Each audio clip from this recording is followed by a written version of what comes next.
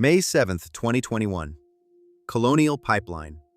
Fuel lines across the East Coast grind to a halt. Gas stations run dry. Panic buying sets in, all because of one old password.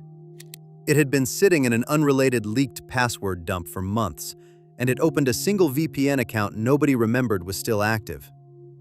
Here's the part that should concern anyone who thinks a real hack requires real skill. The attackers never touched a firewall, never wrote a line of exploit code. They just logged in. MITRE ATT&CK, the framework the US government and half the security industry uses to track exactly how real attacks happen, calls this one of 11 official ways in. By the end of this video, you'll be able to walk through all 11 yourself, in order from the simplest to the most catastrophic, no security background required. Let's get into it. Door 1, and every door after it, is grounded in one real, dated, verifiable incident that actually happened. Door 1. Hardware additions. This is the simplest door on the list. You physically add a device to something that already exists. The most common version is deceptively simple.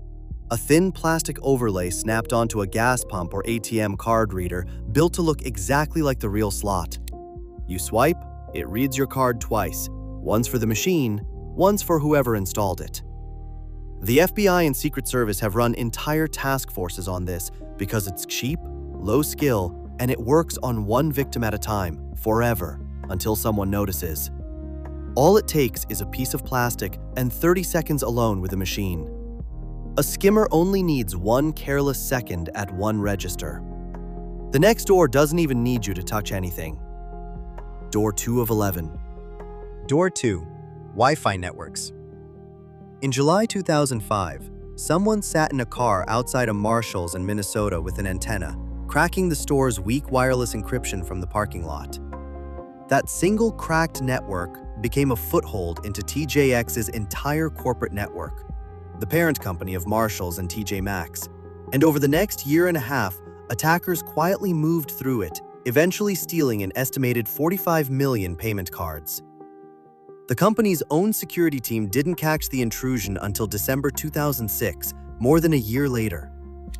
It didn't take a phishing email or a bribe. It took weak encryption on a network nobody thought a stranger in a parking lot could reach. Cracking that Wi-Fi took patience and a decent antenna. The next door didn't need a single line of code, just one email.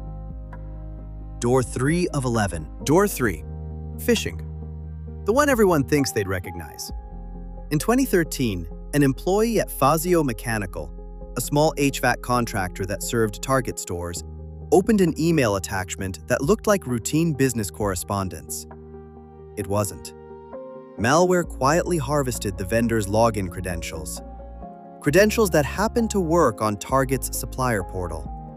From there, attackers moved laterally until they reached point-of-sale systems in 1,797 stores, and over 3 weeks, silently captured card data from every swipe. 40 million cards. 70 million more customers' personal information on top of that. One email to one HVAC technician cost Target over $200 million. That email needed someone to click. The next one doesn't even ask. Door 4 of 11. Door 4. Drive-by compromise. In March 2016, attackers compromised the ad networks feeding major sites, the New York Times, the BBC, AOL, and slipped in malicious banner ads. A visitor didn't have to click anything. Just loading the page triggered a silent redirect to the Angler exploit kit, which scanned the browser for unpatched holes and installed ransomware in the background. Tens of thousands of ordinary people got hit in a single day on websites they'd call the safest ones they visit. That ad loaded itself with nobody touching anything online. This next one needed something touched in the real world. Door 5 of 11. Door 5. Replication through removable media. In 2008, a USB drive infected by a foreign intelligence agency was plugged into a laptop at a US military base in the Middle East. The malware, later named Agent.bbz, didn't just sit there. It spread itself, copying onto every drive and every machine it could reach, working its way into U.S. Central Command's classified networks. The Pentagon's own account calls it one of the most significant breaches of U.S. military computers to that point, and it took a multi-month, military-wide ban on removable media to fully contain it. One infected drive was all it took. It didn't need an internet connection to spread once it was inside. One USB drive got past an air-gapped military network. The next door didn't need a drive at all, just a password that already existed. Door 6 of 11. Door 6. Valid accounts. It doesn't need an exploit or malware on the target side. It needs a real working password. In 2024, credentials for hundreds of companies using the cloud platform Snowflake had already been stolen months or years earlier by InfoStealer malware sitting quietly on employees' and contractors' machines. Attackers, tracked by Mandiant as the group UNC 5537, simply logged in. No multi-factor authentication required on the affected accounts. The result? 560 million Ticketmaster records, call and text metadata for 109 million AT&T customers, data from roughly 165 organizations total. Snowflake itself was never technically hacked. Its customers just hadn't turned on a setting. That password came from malware nobody noticed installing. This next one didn't need malware at all, just a phone number and a price. Door 7 of 11. Door 7. Trusted relationship. Sometimes the attacker doesn't need to hack anything. They just need to pay someone who's already trusted. In December 2024, attackers bribed customer support agents at TaskUs, a contractor handling support tickets for Coinbase. One agent, according to court filings, sold customer records for roughly $200 each, eventually amassing data on more than 10,000 users before her arrest. Names, masked social security numbers, bank details, government ID images. The attackers then demanded a $20 million ransom. Coinbase refused, disclosed the breach, and posted its own $20 million bounty instead. The attacker paid for this data instead of hacking for it. This wasn't a hack. It was a bribe. The next door is the opposite. No bribe, no phishing, just a password nobody bothered to protect. Door 8 of 11. Door 8. External remote services. You already met this one. That's the VPN account from the cold open. Here's the rest of it. There was no multi-factor authentication on that account at all, so the old, leaked password was enough on its own. Once inside, the ransomware group DarkSide pulled out roughly 100 gigabytes of data before deploying ransomware that shut down the pipeline supplying nearly half the East Coast's fuel. One old password did all of that. The next door needed real technical skill. A flaw in the software itself.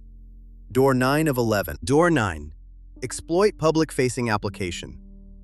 This is the one that actually requires real technical skill. In May 2023, the ransomware group Clop exploited CVE 2023-34362, a SQL injection flaw in the file transfer tool MoveIt, to plant a hidden backdoor without ever logging in as anyone. From there, they pulled files and encryption keys directly. More than 1,000 organizations were hit in one coordinated campaign. Shell, British Airways, the U.S. Department of Energy, over 100,000 customers of the Oregon DMV. IBM's newest threat data says this category, exploiting flaws in public-facing software, just became the single most common way attackers get in, now ahead of stolen passwords for the first time. That flaw hit over 1,000 companies at once. The next door didn't attack the companies at all. It attacked something they already trusted. Door 10 of 11. Door 10. Supply chain compromise. Starting in March 2020, a nation-state operation inserted a backdoor into a routine, digitally signed software update for SolarWinds Orion platform. The exact kind of update security advice tells you to always install. Roughly 18,000 organizations installed it, trusting a vendor they'd trusted for years. U.S. federal agencies, Treasury, Commerce, Homeland Security, and Fortune 500 companies alike had opened the door themselves. The backdoor sat live for about 9 months before the security firm FireEye, investigating the theft of its own internal tools, traced the intrusion back to that update. That update came from a real, trusted vendor, sitting inside 18,000 networks before anyone noticed. The last door is rarer than all of these combined. Door 11 of 11. Door 11. Content injection. This one's genuinely rare. There's no everyday version of this to warn you about. In 2013, Belgian telecom Belgacom discovered its own engineers had been quietly redirected to fake LinkedIn pages using a technique called quantum insert. Malicious traffic literally racing the real traffic to load first. The operation, codenamed Operation Socialist, was run by GCHQ, the UK's intelligence agency, against a telecom in an allied country. That one wasn't a criminal gang. It was a government spying on an ally's phone company. Which is exactly where this list gets uncomfortable. Because here's the thing about that MITRE list we've been using this whole video. It's not a secret. It's public. It's built by defenders, specifically so security teams can recognize these patterns. And it is read, line for line, by red teams hired to break into companies on purpose, and by real attackers planning their next move. The same map teaches both sides.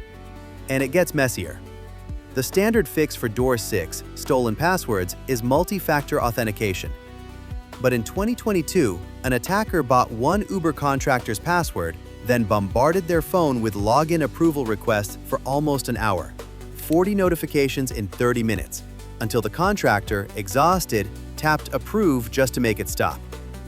This turned the supposed fix into a new attack vector. And the person on the other side of each door kept turning out to be someone other than a hacker in a hoodie, a contractor who took a bribe, a government spying on its own ally. And, in a real study on exactly this kind of risk, nearly half of people who find a random USB drive in a parking lot will plug it in within 6 minutes, mostly because they're trying to return it to its owner. The framework is neutral. It's just a list of doors. Who's on the other side of them changes every time. So here's the twist. Look back at where the real weight sits. Verizon's newest breach report found stolen credentials involved in 22% of breaches, and exploited software vulnerabilities in another 20%, both climbing.